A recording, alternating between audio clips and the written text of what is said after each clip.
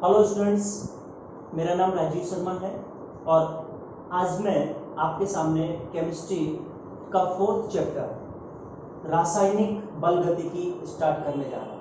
रासायनिक बलगतिकी स्टार्ट करने जा रहा हूँ और रासायनिक बलगतिकी क्या है, इसकी परिभाषा क्या है, तो ध्यान से सुनिए बेटा। भौतिक रसायन विज्ञान की वह शाखा जिसके अंतर्गत हम किसी भी रासायनिक अभिक्रिया के वेग और वेग को प्रभावित करने वाले कारक और उस रासायनिक अभिक्रिया की क्रियाविधि के बारे में अध्ययन करते हैं, उस शाखा को हम रासायनिक बलगतिकी कहते हैं।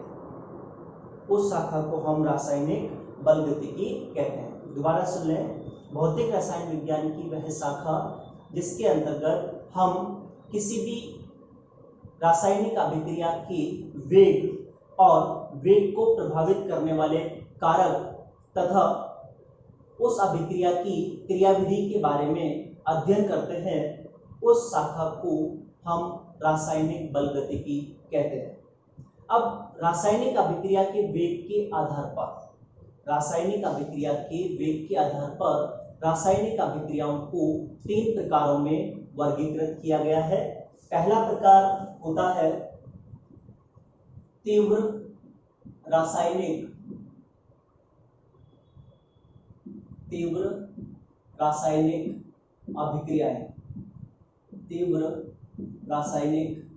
अभिक्रियाएं।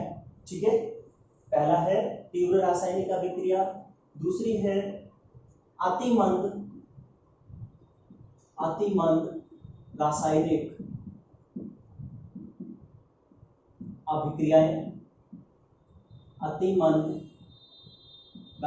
अभिक्रियाएं। और तीसरा होता है बेटा मंद रासायनिक अभिक्रियाएं। मैंने ये 3 प्रकार आपके सामने लिखे। पहला है तीव्र रासायनिक अभिक्रियाएं, दूसरा है अतिमंद रासायनिक अभिक्रियाएं और तीसरा है मंद रासायनिक अभिक्रियाएं। तो बेटा मैं पहली तीव्र रासायनिक अभिक्रिया की बात करने जा रहा हूँ। वे रासायनिक अभिक्रियाएं जिनमें अभिक्रिया का वेग अत्यधिक होता है। वे रासायनिक अभिक्रियाएं जिनमें अभिक्रिया का वेग अत्यधिक होता है, अर्थात वे रासायनिक अभिक्रियाएं जो पलक झपकने से पूर्व संपन्न हो जाती है। वे रासायनिक अभिक्रियाएं जो पलक झपकने से पूर्व संपन्न हो जाती है, उन रासायनिक अभिक्रियाओं को हम तीव्र रासायनिक अभिक्रियाएं कहते हैं। अब तीव्र रासायनिक अभिक्रियाएं जितनी भी होगी सब आयनिक होगी, अर्थात आयनों के मध्य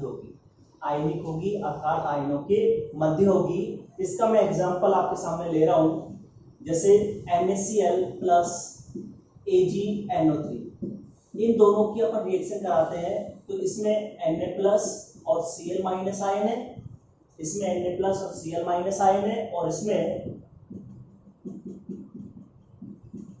Ag प्लस और NO3 माइनस आयन है। तो इसका Na प्लस, इसका NO3 माइनस, इसका Ag प्लस, इसका Cl माइनस आपस में क्रिया करेंगे तो बनेगा NaNO3 प्लस AgCl बन गया। तो ये अभिक्रिया आयनों के मध्य संपन्न हुई है और इस अभिक्रिया को पूर्ण होने में सेकंड से भी कम समय लगा, यानी पलक झपकने से पूर्व ये अभिक्रिया संपन्न हो गई। तो तीव्र रासायनिक अभिक्रियाएं जो होती है वो आयनों के मध्य संपन्न होती है। आयनिक जितनी भी अभिक्रियाएं हैं आयनिक यौगिकों की, वो मोस्टली कौन सी होती है? तीव्र रासायनिक अभिक्रियाएं होती है। दूसरा है अतिमंद रासायनिक अभिक्रियाएं। तो बेटा आपको ध्यान रखना है, वे रासायनिक अभिक्रियाएं जिनमें रासायनिक अभिक्रिया का वेग बहुत कम होता है। वे रासायनिक अभिक्रियाएं जिनमें रासायनिक अभिक्रिया का वेग बहुत कम होता है, अर्थात जिन अभिक्रियाओं को पूरा होने में महीनों लग जाते हैं, ठीक है, या साल लग जाते हैं, उन्हें हम अतिमंद रासायनिक अभिक्रियाएं कहते हैं। जैसे कार्बन का क्षय, यानी कार्बन की जो क्षति होती है, कार्बन का क्षय होता है, तो बेटा उस अभिक्रिया को पूर्ण होने में सालों लग जाते हैं। जैसे लगभग 5780 साल कार्बन को आधा होने में लगते हैं। मान लो 100 ग्राम कार्बन है तो 100 ग्राम से 50 ग्राम होने में 5780 साल लग गए। तो आप देखो सालों लग गए। चट्टानों का क्षय होता है तो उसमें भी सालों लग जाते हैं। तो ये अभिक्रिया ऐसी है जिन्हें आप अतिमंद रासायनिक अभिक्रिया कहते हैं, क्योंकि इनमें रासायनिक अभिक्रिया का वेग बहुत कम है। तीसरा है मंद रासायनिक अभिक्रियाएं। तो बेटा मंद रासायनिक अभिक्रियाएं वो होती है जिनमें रासायनिक अभिक्रिया का वेग कम होता है, जिनमें रासायनिक अभिक्रिया का वेग कम होता है। जिन अभिक्रियाओं को पूरा होने में या तो मिनट लग जाते हैं या घंटे लग जाते हैं या दिन लग जाते हैं, उन्हें आप मंद रासायनिक अभिक्रिया कहते हैं। मंद रासायनिक अभिक्रिया कहते हैं। जैसे एग्जांपल CH3COOH प्लस C2H5OH, ये आपस में क्रिया करते हैं तो CH3COO C2H5 प्लस H2, इसका निर्माण हो गया। एसिटिक एसिड एथिल अल्कोहल से क्रिया करता है तो बेटा ये H2O निकल जाता है और CH3C+O OC2H5 जोड़ दिया तो एथिल एसीटेट प्लस जल का निर्माण हो गया। तो ये आपकी मंद रासायनिक अभिक्रिया है। तो मैंने ये 3 प्रकार आपके सामने अभिक्रिया के वेग के आधार पर रासायनिक अभिक्रियाओं के लिए। अब मैं आगे जो बात करने जा रहा हूँ वो है रासायनिक अभिक्रिया का वेग। तो अब हम रासायनिक अभिक्रिया के वेग की बात करेंगे।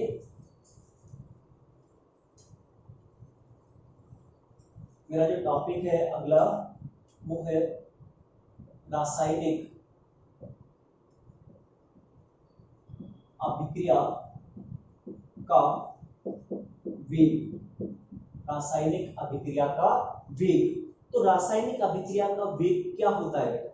आपको ध्यान रखना है कि किसी भी रासायनिक अभिक्रिया में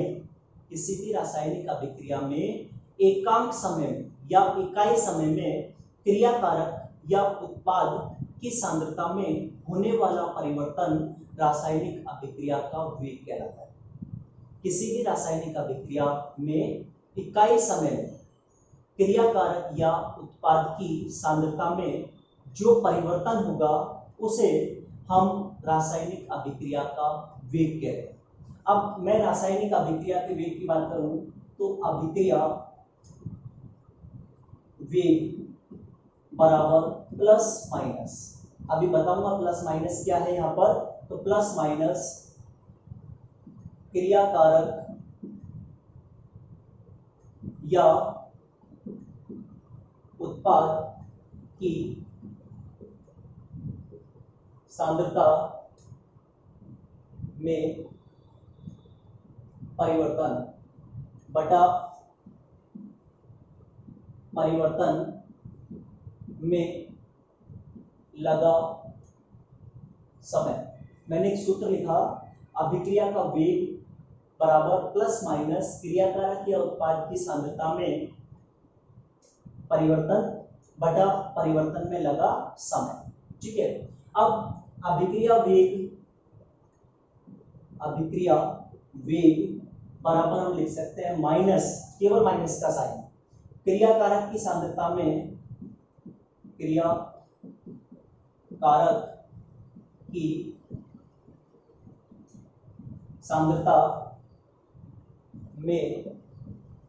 परिवर्तन बटा परिवर्तन में लगा समय। परिवर्तन में लगा समय। अगर क्रियाकारक के संदर्भ में लिखेंगे ओनली तो आपको माइनस का साइन लगाना होगा, और अभिक्रिया वेग बराबर प्लस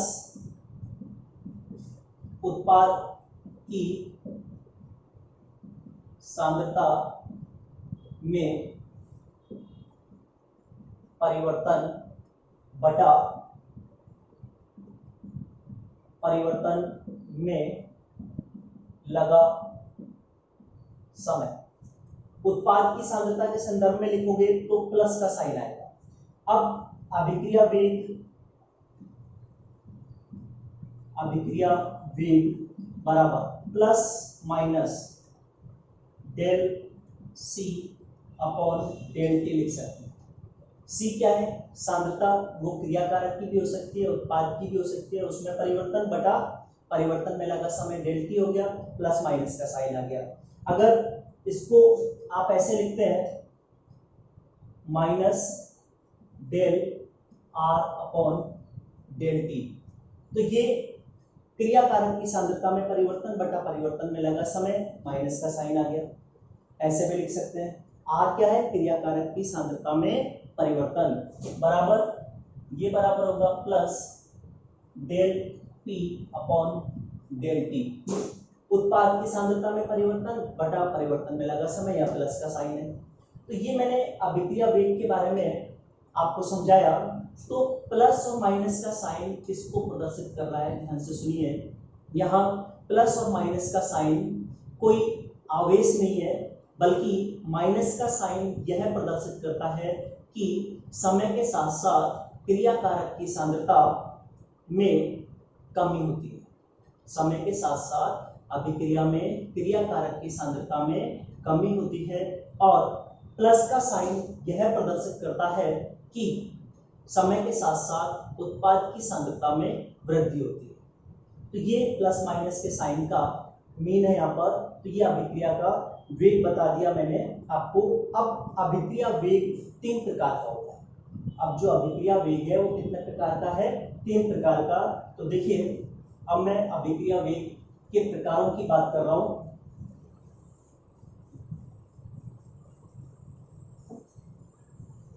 अब हम बात करेंगे अभिक्रिया वेग के प्रकार। तो देखिए,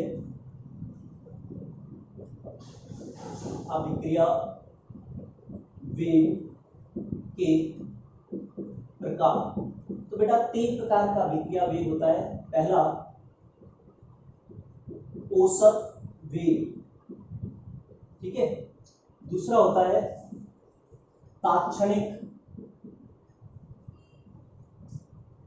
तात्क्षणिक वेग, और तीसरा होता है प्रारंभिक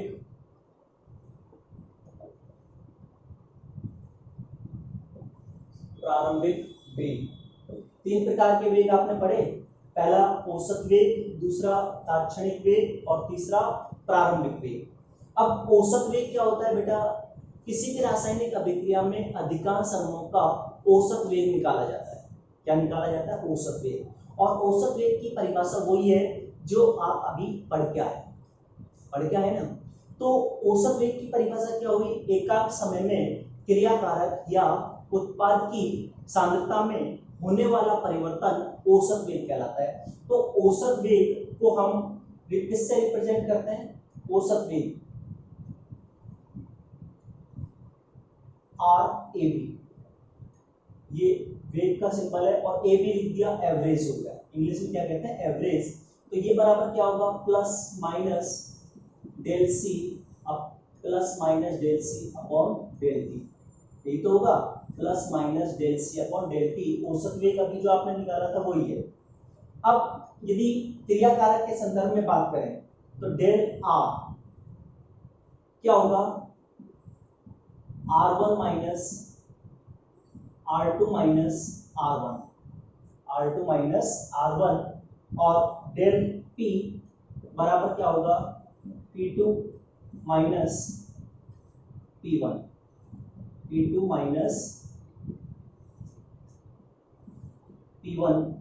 ये आपका डेल आर हो गया, डेल पी हो गया, क्योंकि मैं इसको ये भी तो लिख सकता हूँ plus minus del R upon del T बराबर plus del P upon del T. तो यहाँ पे R1 का मान ज्यादा है, R2 का मान कम आएगा, क्रिया कारक की सांद्रता समय के साथ कम होती है तो माइनस का साइन आ जाएगा, और P2 का मान ज्यादा होगा, P1 का मान कम होगा, इसलिए यहाँ पर जो मान आएगा वो पॉजिटिव आएगा, इसलिए यहाँ पे मैंने प्लस लिखा हुआ। तो ये औसत वेग के बारे में हमने बात की। यदि हम ग्राफ बनाएं तो इजीली आप इसका ग्राफ बना सकते हैं, वो मैं अभी आपको समझाता हूँ।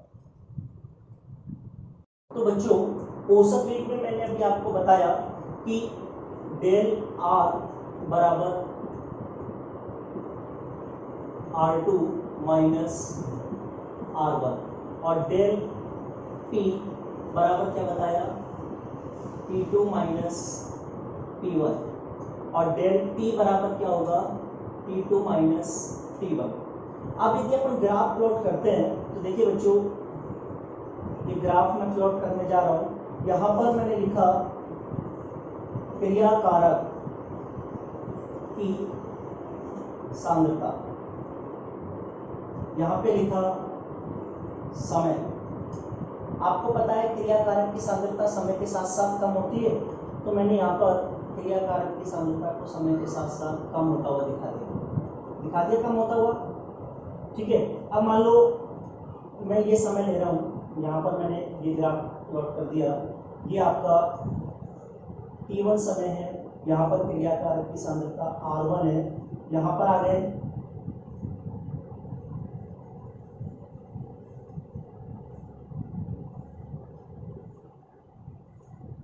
देखिए, यहाँ पर आ गए। ठीक है, या आप इसको ऐसा करें, यहाँ पे ले लें। देखिए यहाँ पे आ गए, तो यहाँ पर क्रिया कारक की सांद्रता R2 है और समय कितना है T2। तो इस तरह से ग्राफ बनाया, तो पहले सांद्रता ज्यादा थी क्रिया कारक की, बाद में कम हो गई, ये आपको ध्यान रखना है। और उत्पाद के संदर्भ में यदि अपन बनाते हैं तो देखो यहाँ पे लिखेंगे उत्पाद की सांद्रता बटा समय। इसका जो ग्राफ आएगा बेटा वो इस तरह से आएगा। समय के साथ साथ उत्पाद की सांद्रता बढ़ेगी, बढ़ते हुए दिखा दी। अब मैंने पहले समय ये ले लिया, ये T1 है, यहाँ पे ले आया, ये आपका T1 है। फिर यहाँ पे आ गए, आप देखिए यहाँ पे सांद्रता P2 है और समय T2 है। इस तरह का ग्राफ किसके लिए बनता है? औसत वेग के लिए। औसत वेग को किससे रिप्रेजेंट करते हैं? RAV, इससे रिप्रेजेंट करते हैं एवरेज वेलोसिटी। अब यही इसी ग्राफ से अपन काम चलाएंगे तात्क्षणिक वेग का। तात्क्षणिक वेग क्या होता है पहले तो मैं बता दूं, इसको RINS, rate instantaneous rate of reaction, English में कहते हैं instantaneous rate of reaction, Hindi में कहते हैं तात्क्षणिक वेग। तो तात्क्षणिक वेग क्या होता है आपको ध्यान रखना है कि किसी भी निश्चित क्षण पर किसी रासायनिक अभिक्रिया का जो वेग होगा उस वेग को हम तात्क्षणिक वेग कहते हैं। उस वेग को अपन क्या कहते हैं? तात्क्षणिक वेग कहते हैं। और तात्क्षणिक वेग को ज्ञात करने के लिए जो समय अंतराल है उसे हम शून्य की ओर ले जाते हैं। समय अंतराल को शून्य की ओर ले जाते हैं, अर्थात वहां पर अपन लिमिट लगा देते हैं और लिमिट लगाने पर हम तात्क्षणिक वेग को ज्ञात कर सकते हैं। कैसे? देखिए, आप जानते हैं औसत वेग क्या होता है? Plus minus del C upon del T। अब मैंने यहाँ पे लिमिट लगा दी, लिमिट डेल T बराबर डेल T इसकी ओर जा रहा है 0 की ओर। ठीक है, तो आप rate INS instantaneous rate of reaction यानी तात्क्षणिक वेग बराबर आ जाएगा plus minus dC upon dt।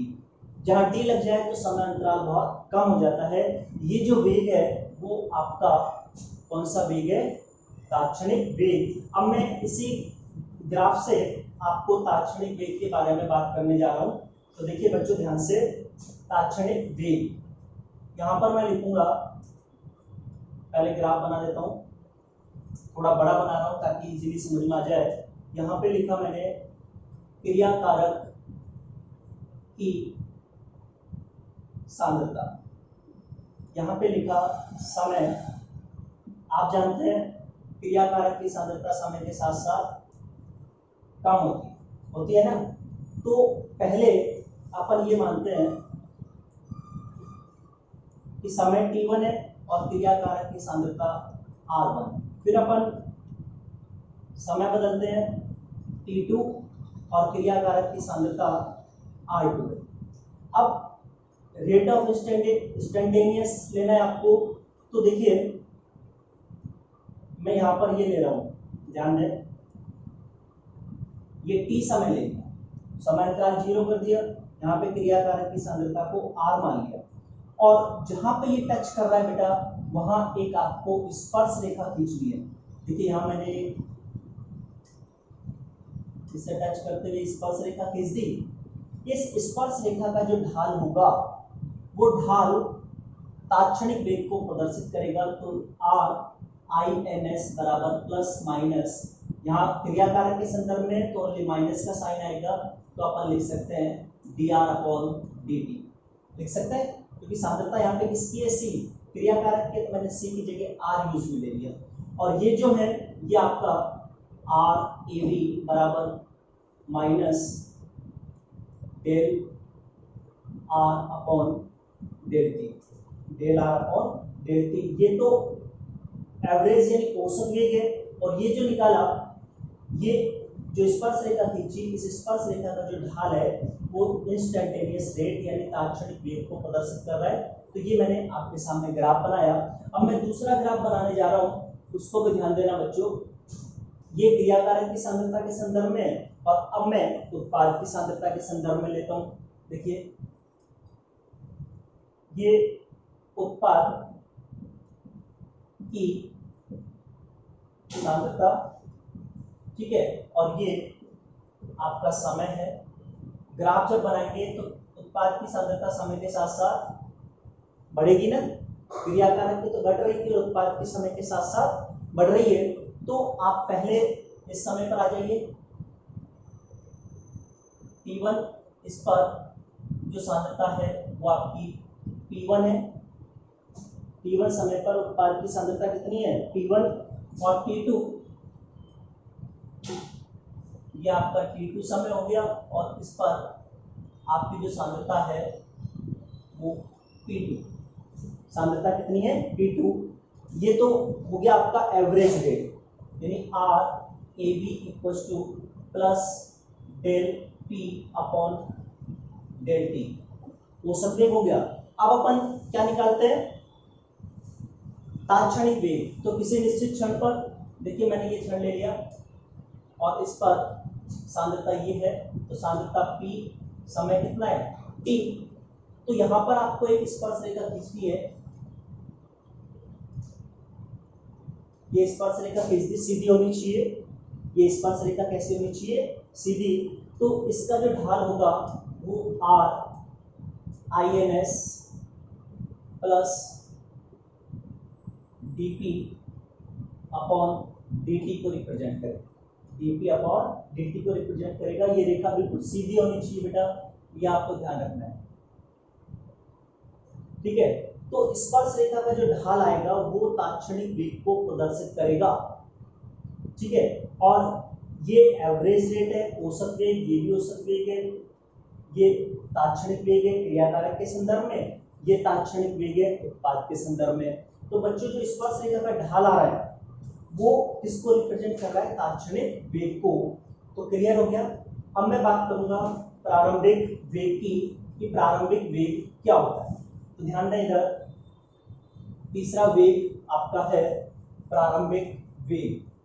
तीसरा वेग कौन सा है, प्रारंभिक वेग। तो बेटा नाम से क्लियर है कि t बराबर 0 समय पर, t बराबर 0 समय पर अभिक्रिया का जो वेग होगा उस वेग को हम तात्क्षणिक वेग कहेंगे।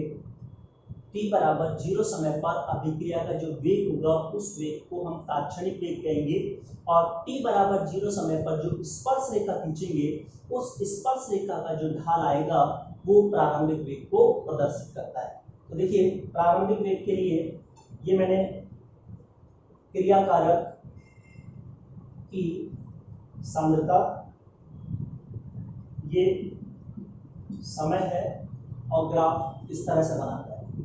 ये t बराबर 0 समय है, इस पर आपने एक स्पर्श रेखा खींच दी। इस स्पर्श रेखा का जो ढाल आएगा, स्लोप, इसको रिप्रेजेंट करेगा